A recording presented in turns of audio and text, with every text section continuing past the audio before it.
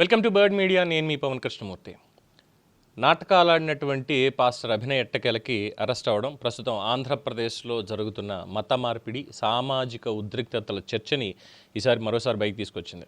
కొంతకాలంగా హిందూ సంఘాల నాయకులు గోవధ నిషేధం, మత మార్పిడుల నియంత్రణ, గిరిజన దళిత ప్రాంతాల్లో సేవా కార్యక్రమాలు, హిందుత్వ భావజాల ప్రచారం వంటి అంశాల మీద మరింత చురుగ్గా పనిచేస్తున్నారు. ముఖ్యంగా దూరం కాబడుతున్నటువంటి వర్గాల్ని మళ్ళీ హిందూ సమాజానికి దగ్గర చేయాలనే ప్రయత్నాలు చేస్తున్నారు. సక్సెస్ఫుల్గా నడుస్తున్నాయి కూడా. At the same time social మీడియాలో వస్తున్నటువంటి తప్పుడు ప్రచారాలని కూడా చాలా బలంగానే ఎదుర్కొంటున్నారు. ఈ నేపథ్యంలోనే హిందూ సంఘాలని టార్గెట్ చేస్తూ వారిపై ప్రతికూల వాతావరణం సృష్టించే ప్రయత్నాలు జరుగుతున్నాయి అన్నటువంటి ఆరోపణలు చాలా బలంగా వినిపిస్తున్నాయి. గతంలో పాస్టర్ ప్రవీణ్ పగడాలకు సంబంధించినటువంటి వివాదాలు రాష్ట్ర వ్యాప్తంగా ఎంత పెద్ద చర్చకు దారితీశాయనేది అందరికీ తెలిసిందే. ఆయన మరణం దురదృష్టకరమైందే అయినప్పటికీ ఆ ఘటనని మొత్తం హిందూ సమాజం మీద మోపేలా కొన్ని రాజకీయ సామాజిక వర్గాలు వ్యవహరించాయి అనేటువంటి విమర్శలు కూడా చూసాం. ఇప్పుడు అదే తరహాలో ఈ పాస్టర్ అభినయ్ వ్యవహారం కూడా చాలా వివాదాస్పదంగా మారింది. గిరిజన ప్రాంతాల్లో క్రైస్తవ మత ప్రచారం నిర్వహిస్తూ ఎవరైనా ప్రశ్నిస్తే అది మతపరమైనటువంటి దాడిగా చిత్రీకరించే ప్రయత్నం చేశారు అన్న ఆరోపణలు వ్యక్తం అవుతున్నాయి. ఇటీవల బయటపడినటువంటి ఘటనలతో తనపై దాడి జరిగింది అనేటువంటి కథనాన్ని బలంగా సృష్టించి తద్వారా సానుభూతిని పొందేందుకు ప్రయత్నించారు అన్నటువంటి ఆరోపణలు కూడా బలంగా ఉన్నాయి. అయితే దీని మీద పోలీసులు విచారణ చేపట్టి చివరికి కేసులో అభినయ్ని అరెస్ట్ చేయడం మరింత సంచలనంగా మారింది.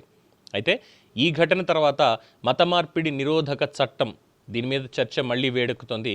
మతం అనేది వ్యక్తిగత విశ్వాసం. ఎవరికైనా స్వచ్ఛందంగా మతం మార్చుకోవాలి, ఏ ధర్మాన్ని నమ్మాలి అనిపిస్తే అది వారికి రాజ్యాంగం కల్పించినటువంటి హక్కు. అంతేకాని ఇతరుల విశ్వాసాలను తప్పుబడుతూ ప్రలోభాలకి గురి చేస్తూ భయాందోళన ద్వారా మత మార్పిడులు చేయడం అనేది సమాజంలో విభేదాలకి దారితీస్తుంది అన్న వాదన చాలా బలంగా ఉంది. ఇప్పుడు ముఖ్యంగా గిరిజన దళిత బడుగు బలహీన వర్గాల్లో మతాన్ని ఆధారంగా విభజనలు సృష్టించి వారిని పరస్పరం దూరం చేసే ప్రయత్నాలు బలంగా జరుగుతున్నాయి అన్న ఆరోపణలు వినిపిస్తున్నాయి. ఈ పాస్టర్ అభినయ్ వ్యవహారంలో మరి నిజంగా ఎవరున్నారు, ఈ తరహా ప్రచారాల వెనుక ఎటువంటి నెట్వర్క్ పనిచేస్తోంది అనే అంశాల మీద కూడా ఇప్పుడు పోలీసులు లోతుగా దర్యాప్తు చేయాల్సిన అవసరం ఉందని పలువురు అభిప్రాయపడుతున్నారు. ఎందుకంటే నిన్న జరిగినటువంటి ఈ డ్రామా మొత్తాన్ని కూడా ఆధారాలతో సైతం బయటపెట్టినప్పుడు కూడా అభినయ్ దర్శన్ ఏం మాట్లాడాడో మిగతా మీడియా ఛానల్స్ వెళ్ళినప్పుడు చూసాం. పోలీసులు వాళ్ళని కొడుతున్నారట, వదిలేసామని చెప్పారు, ఫోన్ చేశారు, లేదు కొడుతున్నారు, కొట్టి ఇది మళ్ళీ మా మీదకే తీసుకొచ్చేటువంటి ప్రయత్నం చేస్తారు అంటూ కూడా నిన్న మాట్లాడాడు. ఇక చాలామంది అసలు ఇది డ్రామా కాదు అన్నటువంటి ఒక మూమెంట్కి ముందు ఎంతోమంది మోసపోయి ఇంకేముంది హిందూ సమాజం అంతా దీని మీద పడిపోయింది, ఇగో అక్కడ అలా చేస్తారంటూ. ఇక పాస్టర్ అజయ్ బాబు లాంటి వాళ్ళైతే నన్ను హత్య చేయడానికి, దాడి చేయడానికి రామసేన అనేటువంటిది గోకవరంలో ఇదవుతోంది రాజమండ్రి దగ్గర, దీని మీద నాకు చాలా క్రెడిబుల్ ఇన్ఫర్మేషన్ ఉంది అని చెప్పి సోషల్ మీడియాలో పోస్ట్ పెడతాడు. అదేదో డైరెక్ట్గా పోలీసుల దగ్గరికి వెళ్ళి చెప్పొచ్చు, అయ్యా నా మీద ఇలా కుట్ర జరుగుతుంది, ఇలా చేద్దామని, నాకు ఇలా ఇన్ఫర్మేషన్ వచ్చింది, ఇదిగో ఆధారాలంటే అందరినీ తీసుకెళ్ళి మడత పెట్టేసి తీసుకొచ్చేస్తారుగా. అబ్బే లేదు, మేము అలాంటివి చేయం, మేము సోషల్ మీడియాలో పెట్టాలి, ఇంకేముంది సోషల్ మీడియాలో చర్చ జరిగి అందరూ ఏకమైపోవాలి, ఇది కమ్యూనల్ రియాట్స్ కిందకి వెళ్ళిపోవాలి. ఇలాంటి సున్నితమైన అంశాల్లో చట్టపరమైనటువంటి దర్యాప్తు పూర్తయ్యే వరకు ఆరోపణల్ని తుది నిజాలుగా కాకుండా అధికారిక విచారణ ఆధారంగానే చూడాల్సిన అవసరం ఉంది అని కూడా చాలామంది విశ్లేషకులు అంటున్నారు. కానీ వాస్తవం దగ్గరికి వచ్చేసరికి మనకి సామెత ఎలాగా ఉందిగా, నిజం గడప దాటేసరికి అబద్ధం ప్రపంచాన్ని చుట్టేసి వస్తుంది అని. అలాగా ముందు ప్రపంచానికి అబద్ధాన్ని పరిచయం చేస్తున్నారు, తర్వాత నిజం మెల్లగా తెలుస్తోంది. ఈ మధ్యలోనే జరగాల్సినటువంటి డ్యామేజ్ అంతా జరుగుతోంది చాలా స్పష్టంగా. అది ప్రవీణ్ పగడాలది కావచ్చు, లేదంటే ఇప్పుడు పాస్టర్ అభినయ్ దర్శన్ కావచ్చు, ఇంకొకళ్ళు కావచ్చు.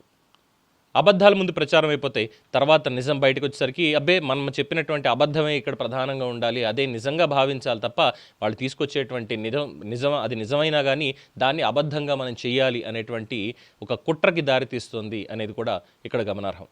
సో మొత్తానికి ఫేక్ నాటకాలు ఆడినటువంటి ఈ పనికిమాలినోడిని అరెస్ట్ చేశారు. ఎస్, ఇంకా అంతకుమించి మనం పిలవక్కర్లేదు. పనికిమాలినాడు కాబట్టి ఇలాంటి పనులు చేశాడు.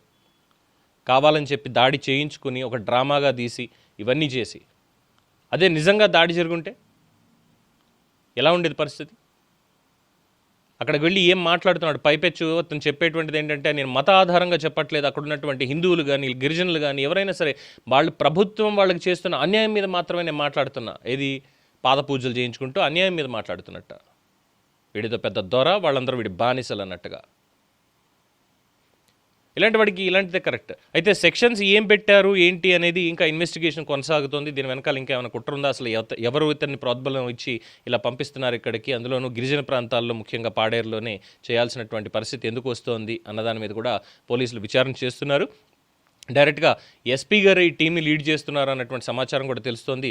ఫర్దర్గా దీనికి సంబంధించి ఎఫ్ఐఆర్ నమోదు చేయడం, అలాగే కుట్ర బయట పెట్టడం అనేది ప్రస్తుతం అవుతోంది. చూడాలి ఇంకా ఏం జరుగుతుంది అనేది. ఇది ప్రస్తుతం ఉన్నటువంటి update. For more updates keep watching the bird media.